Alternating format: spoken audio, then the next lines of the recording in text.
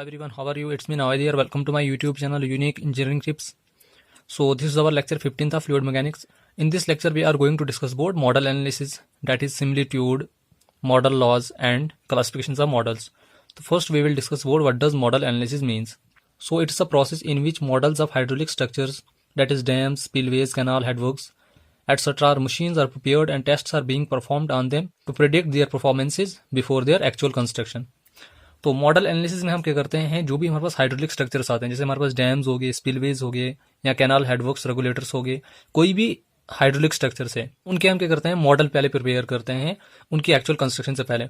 उन मॉडल्स पे हम टेस्ट परफॉर्म करते हैं और उन मॉडल्स पे टेस्ट परफॉर्म करने से हमें उन स्ट्रक्चर्स की परफॉर्मेंस के बारे में एक आइडिया लग जाता है। नॉट ओनली हाइड्रोलिक स्ट्रक्चर्स, कोई भी इंजीनियरिंग स्ट्रक्चर्स है, जैसे आप ब्रिजेस की एग्जांपल ले लो, बिल्डिंग्स की एग्जांपल ले लो, कोई भी इंजीनियरिंग स्ट्रक्चर्स है उसको कंस्ट्रक्ट करने से पहले हम उनका मॉडल प्रिपेयर करते हैं, उस पर हम क्या करते हैं, लोड अप्लाई करते हैं और वहां से हमें पता चल जाता है कि ये स्ट्रक्चर जब हम एक्चुअली कंस्ट्रक्ट करेंगे तो इसकी परफॉर्मेंस क्या रहेगी under the actions of loads.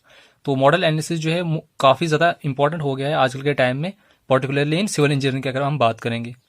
जैसे कि आप एग्जांपल ले लो, अर्थक्वेक रेजिस्टेंट बिल्डिंग कंस्ट्रक्शन को एक्चुअल कंस्ट्रक्शन से पहले हम उसका एक मॉडल प्रिपेयर करते हैं, उस पर हम सडन शॉक्स और वाइब्रेशंस अप्लाई करते हैं। अगर वो उन सडन शॉक्स एंड वाइब्रेशन को रेजिस्ट कर पाएगी फिर ही हम क्या करते हैं, उस बिल्डिंग को एक्चुअली कंस्ट्रक्ट करते हैं। तो in short we conclude that model analysis is the basic need of every engineering structure. So what does model mean? It's a small scale replica of the actual structure. तो actual structure का जो हम small scale replica बनाते हैं जिसमें हम test perform करते हैं to predict the performance of the actual structure before its actual construction, तो that is known as model. अब प्रोटोटाइप हम किसको कहते हैं? It's the actual structure. तो प्रोटोटाइप हम एक्चुअल स्ट्रक्चर को कहते हैं। सो मॉडल एनालिसिस के एडवांटेजेस क्या है? फर्स्ट एडवांटेज ये है कि it gives us rough idea about the performance of structures. अब कोई भी इंजीनियरिंग स्ट्रक्चर है उसको एक्चुअली कंस्ट्रक्ट करने से पहले हम मॉडल प्रिपेयर करेंगे, उसमें हम टेस्ट परफॉर्म करेंगे, तो उससे हमें क्या मिल जाएगा, एक आइडिया मिल जाएगा स्ट्रक्चर की परफॉर्मेंस का before its actual construction. Second, हमारे पास यहाँ पे इसका एडवांटेज ये है कि अल्टरनेटिव डिजाइन हमारे पास अवेलेबल होते हैं। किसी भी स्ट्रक्चर को हम नंबर ऑफ मेथड से डिजाइन करेंगे तो वहां से हमें क्या मिल जाता है, एक ऑप्शन मिल जाता है एक स्ट्रक्चर को नंबर ऑफ मेथड से डिजाइन करने के लिए। तो फिर हम क्या करते हैं कि हर मेथड से जो हम मॉडल डिजाइन करेंगे उसमें हम टेस्ट परफॉर्म करेंगे, तो जिस वाले टेस्ट की परफॉर्मेंस अच्छी होगी उस वाले मॉडल को हम क्या कर देंगे, सेलेक्ट कर देंगे। तो थर्ड, इसका एडवांटेज ये है कि सिलेक्शन ऑफ बेस्ट। तो सिलेक्शन ऑफ बेस्ट मींस कि हम क्या करेंगे कि नंबर ऑफ मॉडल्स प्रिपेयर करेंगे, हर मॉडल पे हम टेस्ट परफॉर्म करेंगे, तो उनमें से जो सबसे बेस्ट होगा तो उसको हम क्या कर देंगे, सिलेक्ट कर देंगे। सो नेक्स्ट हम यहाँ पे डिस्कस करेंगे सिमिलिट्यूड। अब सिमिलिट्यूड का मतलब क्या होता है? Similitude means similarities between model and its prototype in every aspect that is known as similitude. अब जो भी सिमिलरिटीज होंगी between model and its prototype, उन सिमिलरिटीज को हम क्या कहेंगे, सिमिलिट्यूड कहेंगे। There are generally 3 types of similarities that must exist between model and prototype. तो 3 मेन टाइप्स ऑफ सिमिलरिटीज हैं जो मॉडल और प्रोटोटाइप के बीच में एग्जिस्ट करनी ही करनी चाहिए। तो फर्स्ट इसमें जाती है हमारे पास जियोमेट्रिक सिमिलरिटी, सेकंड इसमें है kinematic similarity and the third one is dynamic similarity. तो वन बाय वन हम यहाँ पे तीनों को डिस्कस करते हैं। तो first we will discuss about geometric similarity. So geometric similarity means that the ratio of all the corresponding linear dimensions in the model and prototype must be equal. So it means that जो भी corresponding linear dimensions होंगी prototype की और जो भी corresponding linear dimensions होंगी model की, उनका आपस में जो रेशो होगा वो इक्वल होना चाहिए। It means that कि length of prototype by length of model should be equal to, width of prototype by width of model should be equal to, diameter of prototype by diameter of model it should be equal to height of prototype by height of model। तो इसको हम किससे represent करते हैं? LR से represent करते हैं। तो that is known as geometric similarity where LR is scale ratio। अब LR को हम यहाँ पे क्या कहते हैं, scale ratio कहते हैं। Now for area and volume, तो एरिया और वॉल्यूम के बीच में भी geometric similarity होनी चाहिए। In case of area, AP upon AM should be equal to LP into BP by LM into BM। अब AP हमारे पास यहाँ पे क्या है, area of prototype and AM is area of model. अब एरिया किसके बराबर होता है, लेंथ इनटू विड्थ। अब LP is length of prototype, BP हो गया width of prototype, by LM हो गया लेंथ ऑफ मॉडल एंड और BM हो गया width of model. So LP by LM will be equal to LR। Similarly BP by BM will be equal to LR। तो LR into LR क्या हो जाएगा, LR square. Now in case of volume, the ratio of volume of prototype to the volume of model must be equal to LP by LM का whole cube, it must be equal to BP by BM का whole cube, it must be equal to DP by DM का whole cube, where L, B and D are length, width and diameter respectively. Now the second type of similarity is kinematic similarity. It means that the similarity of motion between the model and prototype. So model and prototype के बीच में जो fluid का motion होगा उसके बीच में भी similarity होनी चाहिए। So the ratio of velocity and acceleration at the corresponding points in the model and prototype should be same. So model और prototype में corresponding points पे जो velocities और acceleration आएगी उनका ratio जो होना चाहिए वो same होना चाहिए। Not only the ratio of magnitude but their direction should be parallel to each other as both are the vector quantities. So जो रेशो होगा वेलोसिटी और एक्सेलरेशन का corresponding points of model and prototype वो तो same होना ही होना चाहिए, लेकिन उनकी डायरेक्शन भी सेम होनी चाहिए क्योंकि दोनों वेक्टर क्वांटिटीज हैं. तो in case of vector quantities both magnitude as well as direction should be same. So for kinematic similarity we must have, जो वेलोसिटी का रेशो अगर हम यहाँ पे देखेंगे Vp1 upon Vm1 it must be equal to Vp2 upon Vm2 it must be equal to Vr. Vp1 यहाँ पे क्या रिप्रेजेंट कर रहा है, velocity in prototype at point 1. Similarly Vp2 होगी velocity in prototype at point 2. तो Vm1 होगी velocity of model at point 1 and velocity of model at point 2. Similarly अगर हम देखेंगे एक्सेलरेशन का रेशो भी किसके बराबर आना चाहिए, AP1 upon AM1 it must be equal to AP2 upon AM2 and it must be equal to AR, where VR and AR are the velocity and acceleration ratio. Next इसमें जाता है हमारे पास dynamic similarity. So it means that the similarity of forces between the model and prototype should be same. तो जो similarity of forces होगी between model and prototype वो same होनी चाहिए. So the ratio of forces acting at the corresponding points of model and prototype should be same. सो जो भी forces act करेंगी model और प्रोटोटाइप पे एट कॉरस्पॉन्डिंग पॉइंट्स पे, तो उनका रेशो जो होना चाहिए वो सेम होना चाहिए and their direction should also be same. So not only the magnitude of the forces should be same but their direction should also be same.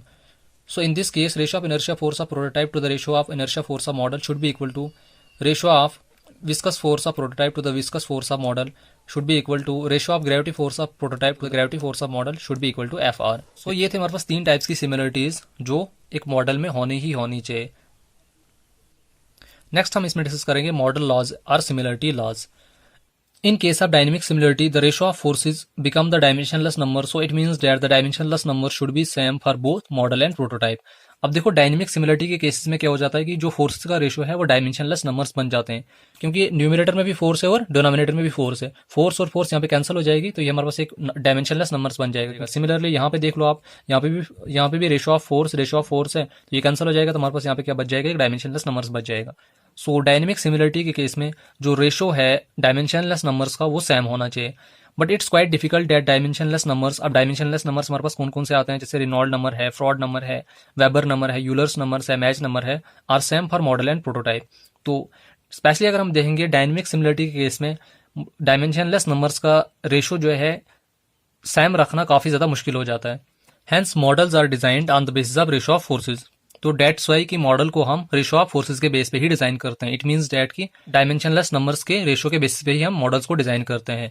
So the laws on which models are designed for dynamic similarity are known as model laws. As we know that we have generally 5 dimensionless numbers. तो it means that की number of model laws भी हमारे पास कितने आएंगे, 5 ही आएंगे. तो first one is Reynolds model law.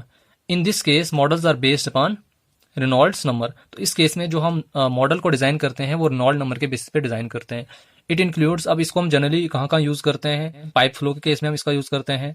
Resistance experienced bye submarines, airplanes and fully submerged bodies etcetera. Submarines के मॉडल को डिजाइन करने के लिए हम रेनॉल्ड्स नंबर का यूज करते हैं. एयरप्लेन के केस में हम इसका यूज करते हैं. फुली सबमर्ज्ड बॉडीज को डिजाइन करने के लिए रेनॉल्ड्स मॉडल को यूज करते हैं. So it is used in that case where viscous forces are predominant then the inertia forces. So the model designed for dynamic similarity are based upon Reynolds law. So this is the important point from examination point of view. तो Reynolds model law को हम उस case में use करते हैं जहां पे viscous forces जो होंगी ज्यादा होंगी इनर्शिया फोर्सेज से. अब रेनॉल्ड्स नंबर क्या होता है, फ्रॉड नंबर क्या होता है, वेबर नंबर क्या होता है, यूलर्स नंबर क्या होता है, मैच नंबर क्या होता है, ये सारे नंबर्स हमने डिटेल से लेक्चर में डिस्कस किए हुए हैं. अगर आपने वो लेक्चर नहीं देखा है तो उसका लिंक जो है मैं आपको इसके डिस्क्रिप्शन में प्रोवाइड कर दूंगा, तो आप उसको जरूर देखना, क्योंकि जब तक ना आप ये नंबर सारे आप क्लियर कर दोगे तब तक आप इस लेक्चर को अंडरस्टैंड नहीं कर पाओगे. तो इसमें ये कह रहा है कि रेनॉल्ड्स मॉडल लॉ को हम तब यूज करते हैं जब विस्कस फोर्सेज जो होंगी प्रीडोमिनेंट होंगी then the inertia forces, because Reynold number is the ratio of inertia force to the viscous force. तो इस केस में जो हम मॉडल को डिजाइन करते हैं डायनेमिक सिमिलरिटी के लिए वो रेनॉल्ड्स लॉ के बेसिस पे हम उनको डिजाइन करते हैं. So it means that Reynolds number of model should be equal to Reynolds number of prototype. So therefore it will be equal to density of model into velocity of model into length of model divided by kinematic viscosity of model. It must be equal to density of prototype, velocity of prototype, length of prototype divided by kinematic viscosity of prototype. अब PR हमारे पास यहाँ पे क्या represent कर रहा है, density scale ratio. तो ये किसके बराबर आता है, density of prototype divided by density of model.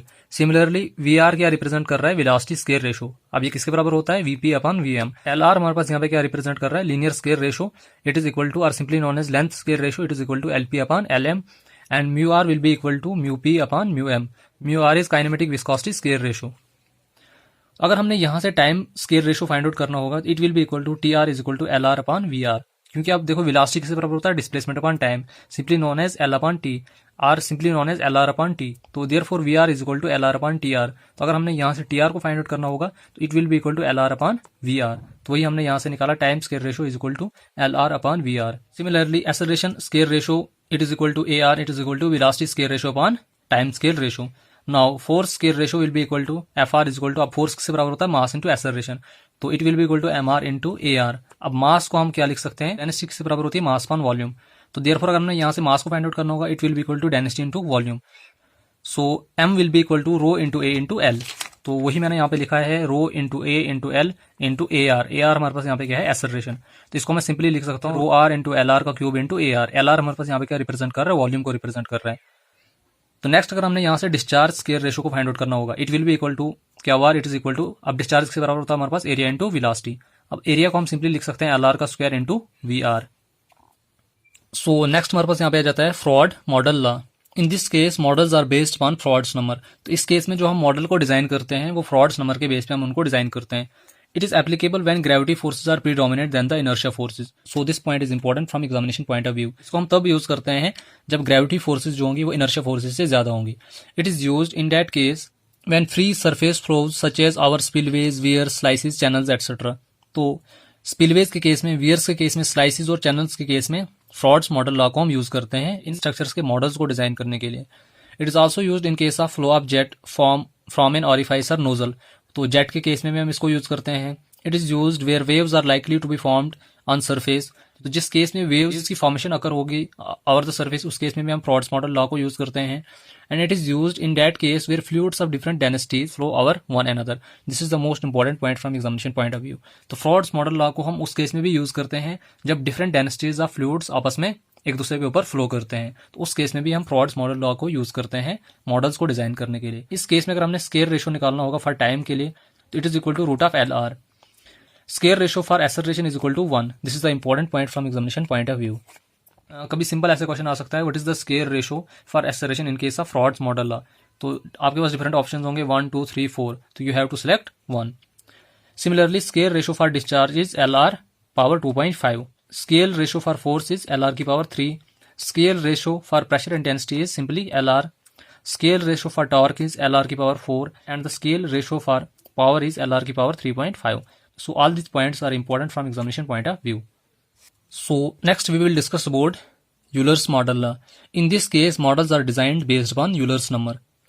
It is applicable when pressure forces are predominant than the inertia forces. This is the important point from examination point of view because Euler's number is the ratio of inertia force to the pressure force. So that's why it is applicable in case of when pressure forces are predominant than the inertia forces. It is used in that case when flow takes place in closed pipes, especially in case of turbulent flow. तो इसको हम तब use करते हैं जब fluid जो होगा ये क्लोज्ड पाइप्स के थ्रू फ्लो कर रहा होगा, स्पेशली इन दैट केस जब फ्लो जो होगा टर्बुलेंट फ्लो होगा, तो उस केस में हम यूलर्स मॉडल लॉ को यूज करते हैं मॉडल को डिजाइन करने के लिए। And it is used in that case when phenomena of cavitation takes place. This is also important from examination point of view. कभी सिंपल क्वेश्चन आ सकता है कि which models law is used to design the models when the phenomena of cavitation takes place, तो in that case you have to select Euler's model law. Next इसमें जाता है हमारे पास Weber's model law. In this case models are designed based upon Weber's number. तो इस case में हम जो मॉडल डिजाइन करते हैं वो Weber's नंबर के बेस पे डिजाइन करते हैं। It is applicable in that case when surface tension forces are predominate then the inertia forces. तो ये तब एप्लीकेबल है जब सरफेस टेंशन फोर्सेज जो होंगी इनर्शिया फोर्सेज से ज्यादा होंगी, because it is the ratio of inertia force to the surface tension force. So it is used in that case when capillary rise in narrow passages. तो जब narrow पासेजेस में rise of capillary अकर होगा उस case में हम Weber's model law का use करते हैं। And it is used in that case when capillary moment of water in soil occurs. तो जब सॉइल में कैपिलरी मोमेंट अकर होगी उस केस में भी हम वेबर्स मॉडल लॉ को यूज करते हैं। It is used in that case when capillary waves in channel occurs. तो जब चैनल्स में जो है कैपिलरी वेव्स की फॉर्मेशन अकर होगी उस केस में भी हम वेबर्स मॉडल लॉ का यूज करते हैं।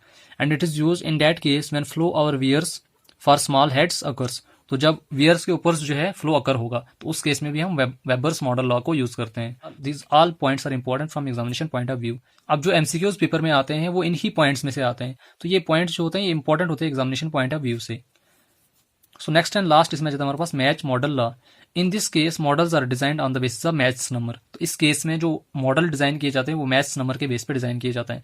And it is applicable when elastic forces are predominant then the inertia forces, because it is the ratio of inertia force to the elastic force. तो that's why it is applicable in that case when elastic forces are predominant then the inertia forces.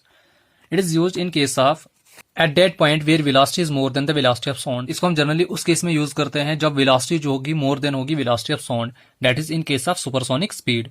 It is used in case of aerodynamic testing. तो aerodynamic testing के लिए भी हम Mach's model law का use करते हैं। So third point इसमें जाता है हमारे पास in case of under water testing of टॉर्पेडोज।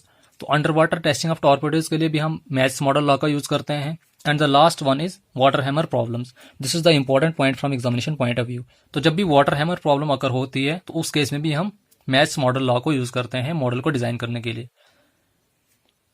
Next topic इसमें जाता है हमारे पास model testing of partially submerged bodies. तो जब भी हमने पार्शली सबमर्ज्ड बॉडीज के लिए मॉडल टेस्टिंग करनी होगी तो उसको हम कैसे परफॉर्म करते हैं। इस केस में जो ड्रैग फोर्स होती है वो जनरली दो कंपोनेंट से बनी हुई होती है। फर्स्ट इसमें जाता है हमारे पास wave resistance and the second one is frictional और viscous resistance. In this case only 3 forces are present. तो इस केस में 3 ही फोर्सेज प्रेजेंट होती हैं। First is inertia force, second is viscous force and the third is gravity force. In this case only numbers that is Reynolds numbers and Froude numbers are applied. तो इस case में जब भी हम model को test करते हैं तो हम दो ही नंबर्स को यहाँ पे यूज करते हैं, रेनॉल्ड्स मॉडल लॉ और frauds model law. In most of the cases Reynolds की वजह से अगर रिजल्ट फेल हो गया तो उसके लिए हम क्या करते हैं, फ्रॉड्स मॉडल लॉ का यूज करते हैं। तो this is the only number which can be used in all condition. This is important point from examination point of view. So next and last topic इसमें जाता है हमारे पास क्लासिफिकेशन ऑफ मॉडल्स। अब मॉडल्स हमारे पास जनरली दो categories में क्लासिफाइड है, undistorted models and distorted models. So first we will discuss about what does undistorted model means. Undistorted models are those models which are geometrically similar to their prototypes. अब undistorted models हम उन models को कहते हैं जो geometrically similar होंगे उनके prototype से। अब प्रोटोटाइप हो गया एक्चुअल स्ट्रक्चर, मॉडल हो गया जिसपे हम टेस्टिंग करते हैं। अब जियोमेट्रिक सिमिलरिटी में कौन कौन सी सिमिलरिटीज आती है, जैसे लेंथ होगी, विड्थ होगी, डायमीटर हो गया, हाइट हो गया। तो जब ये चीजें जो होंगी सेम होंगी मॉडल और प्रोटोटाइप की, उन मॉडल्स को हम क्या कहेंगे, undistorted models. So it means that the square ratio of their linear dimensions are same. तो इसका मतलब है कि जो भी लीनियर डायमेंशंस होंगी मॉडल्स और प्रोटोटाइप्स की, तो उनका जो स्केयर रेशियो होगा वो सेम होगा। So their behaviour can be easily predicted based upon test. This is the important point from examination point of view. जो भी अनडिस्टॉर्टेड मॉडल्स होते हैं उनके बिहेवियर को हम टेस्ट से इजिली प्रिडिक्ट कर सकते हैं। सेकंड इसमें जाता है हमारे पास distorted models. Distorted models are the totally reciprocal of undistorted models. Distorted models are those models which are not geometrically similar to their prototypes. तो डिस्टॉर्टेड मॉडल्स हम उन मॉडल्स को कहते हैं जो जियोमेट्रिकली सिमिलर नहीं होंगे उनके प्रोटोटाइप से। In this case, different scale ratios are adopted for different dimensions. This is the important point from examination point of view. तो इस केस में different scale ratios adopt किए जाते हैं different dimensions के लिए। जैसे लेंथ के लिए अलग, width के लिए अलग, हाइट के लिए अलग, डायमीटर के लिए अलग, हर डायमेंशन के लिए अलग scale ratio अडॉप्ट किया जाता है। For example, in case of rivers, reservoirs, etc., scale ratios are different for horizontal and vertical dimensions. अब ये कुछ common examples हैं जिनके लिए हम distorted models का यूज करते हैं। जैसे रिवर्स हो गया हमारे पास, reservoirs हो गया हमारे पास, स्पेशली उस केसेस में जहां पे फ्लो जो होगा टर्बुलेंट होगा, तो तब हम क्या करते हैं, डिस्टॉर्टेड मॉडल्स का यूज करते हैं। तो इस केस में हॉरिजॉन्टल डायमेंशन के लिए भी अलग स्केयर रेशियो होगा और वर्टिकल डायमेंशंस के लिए भी हमारे पास अलग स्केयर रेशियो होगा। अब इसके एडवांटेजेस क्या है, ये लेस कॉस्टली है एज कम्पेयर टू अनडिस्टॉर्टेड मॉडल्स। इस केस में हम क्या कर सकते हैं कि टर्बुलेंट फ्लो को प्रॉपरली मेंटेन कर सकते हैं। And in this case vertical dimensions can be measured accurately. तो इस केस में हम वर्टिकल डायमेंशंस जैसे हाइट होगी, डेप्थ होगी, उनको हम एक्यूरेटली मेजर कर सकते हैं इस केस में। तो इस केस में अगर हमने स्केयर रेशियोज निकालने होंगे तो हॉरिजॉन्टल स्केयर रेशियो को हम कैसे फाइंड आउट करेंगे, it is equal to HP upon HM। HP हमारे पास यहाँ पे क्या है, हाइट ऑफ प्रोटोटाइप, और HM है हाइट ऑफ मॉडल। सिमिलरली अगर हमने वेलोसिटी स्केयर रेशियो निकालना होगा, it will be equal to root of LRV। LRV क्या रिप्रेजेंट कर रहा है, linear vertical scale ratio. Area flow के लिए अगर हमने स्केयर रेशियो फाइंड आउट करना होगा तो it will be equal to horizontal linear scale ratio into vertical linear scale ratio. In case of discharge it will be equal to horizontal linear scale ratio into vertical linear scale ratio whole power 3 upon 2. So this was the last lecture of dimensional and model analysis. I hope कि आपको मैंने यहाँ तक सारी चीज़ें clear करवा दी होंगी। अगर आपको फिर भी किसी भी टॉपिक में डाउट है तो आप मुझे कमेंट सेक्शन में पूछ सकते हैं। So thank you so much and keep supporting me.